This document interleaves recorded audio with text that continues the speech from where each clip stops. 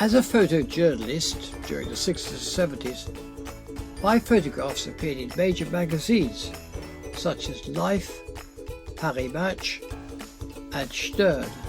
In this video, I'll be telling you all about the cameras I used, showing you the photographs I took, and explaining the technical problems that had to be overcome in order to capture them.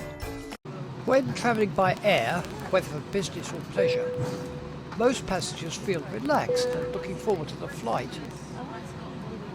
As you board the aircraft and the plane takes off, the last thing you want to do is think about this.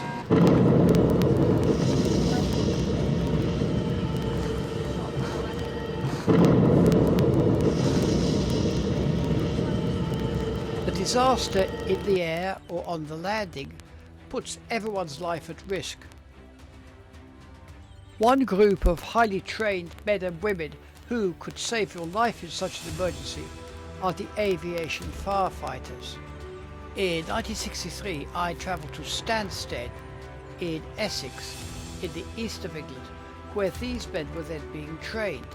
I wanted to photograph one of their highly realistic exercises, which came at the end of their 11-month training course. On this assignment, I used not my trusty Nikons, but my German-made Contax II, a camera which was very popular with photojournalists of that period. First made by Zeiss Icon of Dresden in 1936, it was a rival to the recently introduced Leica, but markedly different in design. Its die-cast alloy body housed a vertically travelling focal plane shutter made out of interlocking blackened brass slats, somewhat like a roll-up garage door. This enabled the camera to have a top speed of 1,250th of a second.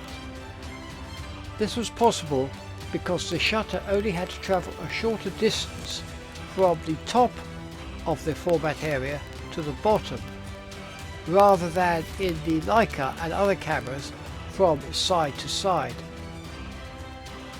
Contrary to the build of modern cameras, this shutter was designed to have a 400,000 cycle life.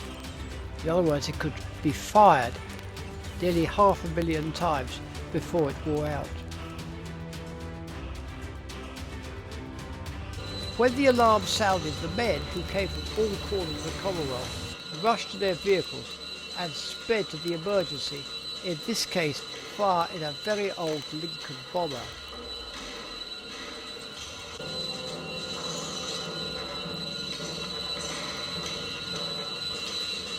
As we neared the base, we could see the aircraft's two starboard engines were well alight.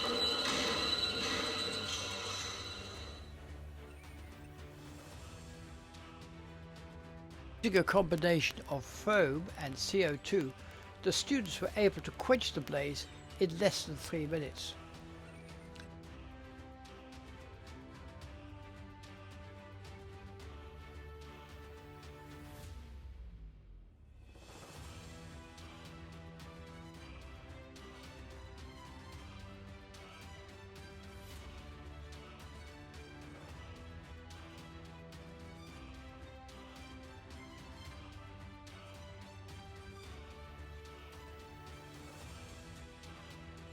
At all times in the exercise, their actions were being closely monitored by supervisors.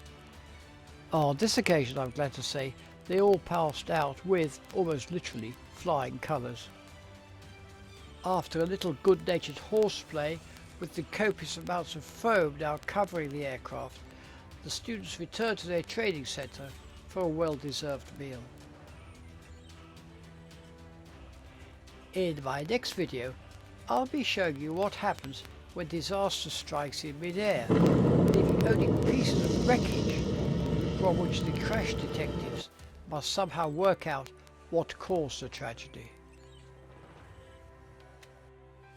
If you'd like to see some more of my photographs, please go to www.thewayitwas.uk. If you'd like to purchase a copy of my book, The Way It Was, then please go to the same website and take a look at what it contains. If you lived through the 60s, it will bring back some memories.